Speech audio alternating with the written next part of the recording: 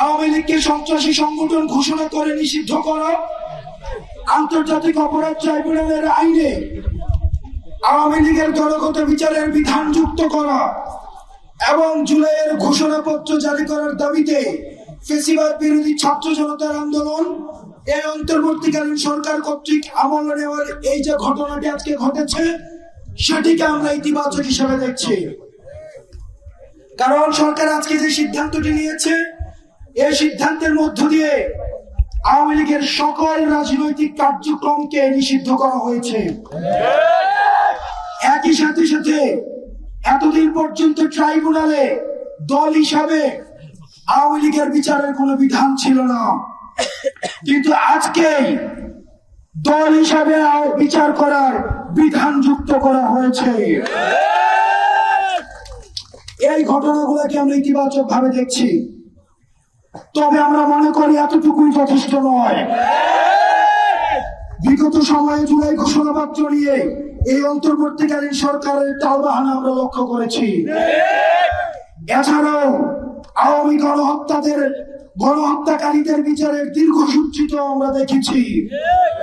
পিলখানা হত্যাকাণ্ড, শাপলা গণহত্যা, গুম বিচার বহির্ভূত হত্যাকাণ্ড ও ধর্ষণ, জুলাই গণহত্যার পর যেখানে তড়িৎ গতিতে খুনি লীগের বিচার হওয়ার কথা ছিল, সেখানে আমরা দেখেছি অনেক জুলাই বিপ্লবী ও আহত যোদ্ধাদের মামলা নিচ্ছে না বিভিন্ন থানা।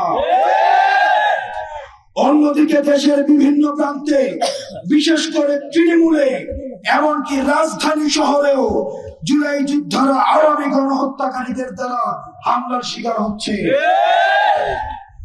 উপরোক্ত বিষয়ে অন্তর্বর্তীকালীন সরকারের কাছে আমরা সুস্পষ্ট অবস্থান এবং তাদের পদক্ষেপ আমরা জানতে চাই।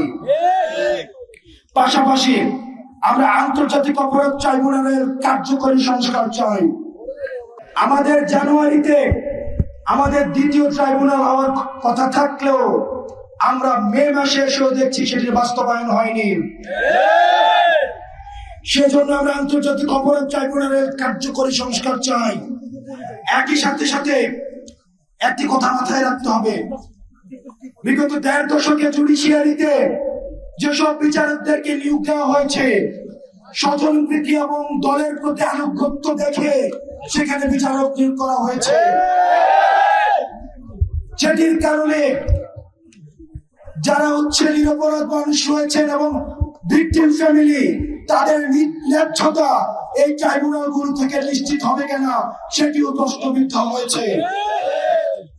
আন্তর্জাতিক অপরাধ ট্রাইব্যুনালের বিরুদ্ধে জনতার পক্ষ থেকে যেসব অভিযোগ উত্থাপিত হয়েছে তা আমলে নিয়ে সংস্কার কার্যক্রমে সরকারকে হাত দিতে হবে।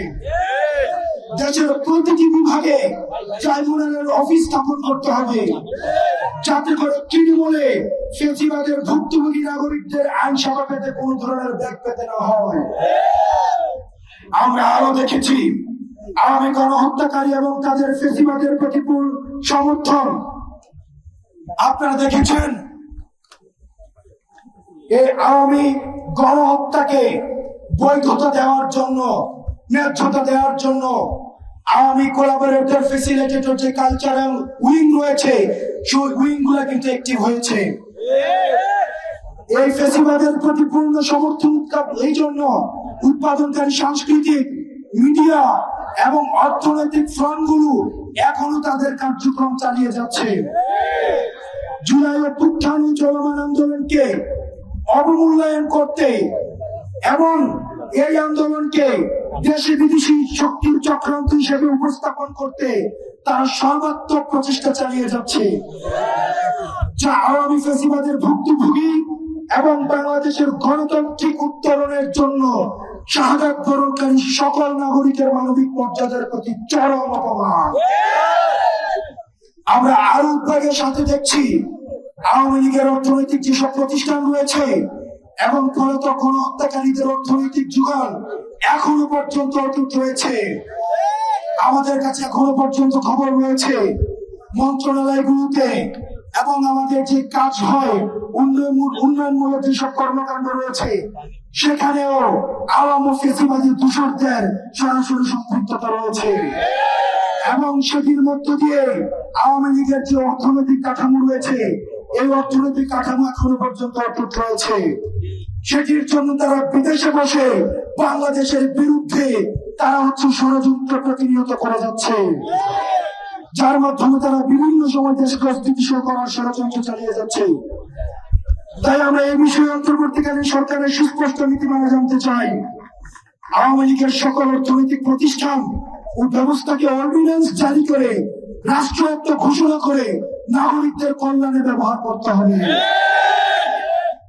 আমরা আরো উদ্বেগের সাথে লক্ষ্য করছি যে গণহত্যাকারী আওয়ামী লীগ ও এর 14 দলীয় যারা অংশীদার রয়েছে, যারা আপনারা দেখেছেন গত 2 দিন ধরে আওয়ামী লীগ নিষিদ্ধের ক্ষেত্রে তারা স্পষ্ট বিবৃতি দিয়েছে যে তারা আওয়ামী লীগ নাকি নিষিদ্ধ চায় না। যারা ভারত থেকে মিটিং করে এসে বলেছে যে কি নিয়ে মিটিং হয়েছে তা গণমাধ্যমে বলা যাবে না।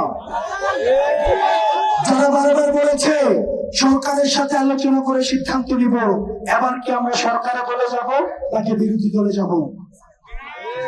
এই ধরনের যে 14 দলের অংশীদাররা রয়েছে, যারা বিগত 15 বছরে ভোট ডাকাতির মাধ্যমে নাগরিকদের অধিকার হরণ করেছে এবং ফ্যাসিবাদ কায়েমের পক্ষে প্রত্যক্ষ ও পরোক্ষ সমর্থন জুগিয়েছে, তাদের বিরুদ্ধে অভ্যুত্থানের এই সরকার, অন্তর্বর্তীকালীন সরকারের সুস্পষ্ট অবস্থান আমরা জানতে চাই।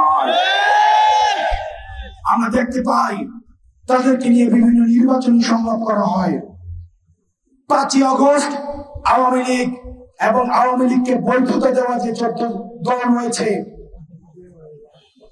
তারা 5ই আগস্ট বাংলাদেশ থেকে তারা ইনভ্যালিড হয়ে গিয়েছে। সুতরাং তারা মিডিয়াতে এই বক্তব্য এবং বিবৃতি দিয়ে আমাদের মধ্যে আবার ফ্যাসিবাদী চর্চা এবং জাতিকে বিভক্ত করার প্রয়াস হয়েছে। আজ জুলাই ঘোষণাপত্র প্রণয়ন ও জারি করতে সরকার 30 কার্যদিবস সময় চেয়েছেন। ওনারা কমিটমেন্ট দিয়েছেন 30 কর্মদিবসের মধ্যে এই জুলাই আমাদের বহু আকাঙ্ক্ষিত, আমাদের জুলাই গণঅভ্যুত্থানের প্রত্যেকটি অংশীজনের মতামতের ভিত্তিতে আমাদের যেই প্রক্লেমেশন অফ জুলাই সেটিকে তারা ঘোষণা করবেন।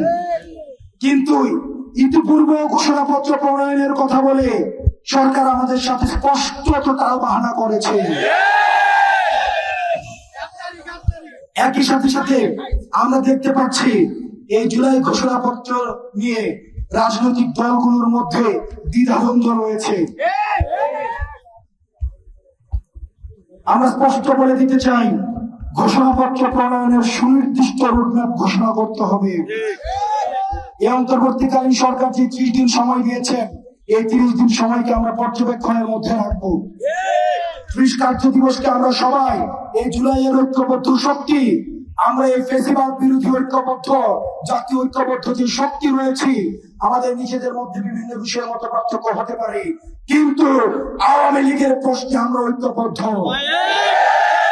আমরা এই সমন্বিত শক্তি, আমরা এই 30 কার্য দিবস আমরা পর্যবেক্ষণের মধ্যে রাখবো। জুলাই ঘোষণাপত্রে রাজনৈতিক জনগোষ্ঠী হিসাবে আমাদের ঐতিহাসিক সংগ্রামের বিবরণ, জুলাই গণহত্যা সহ আওয়ামী ফ্যাসিবাদের শিকার ভুক্তভোগীদের মর্যাদা প্রতিষ্ঠাকরণ, জুলাই যোদ্ধাদের সুরক্ষা ও নিরাপত্তা নিশ্চিতকরণ এবং ফ্যাসিবাদ ব্যবস্থার বিরূপ ও নতুন রাজনৈতিক বন্দোবস্ত বাস্তবায়নের কথা আবশ্যিকভাবে উল্লেখ করতে হবে। একই সাথে সাথে আজকে যেই আওয়ামী লীগ বিষয়ে সিদ্ধান্ত হয়েছে, সেই সিদ্ধান্তের প্রতিফলনও আমরা এই জুলাই ঘোষণাপত্রে দেখতে চাই।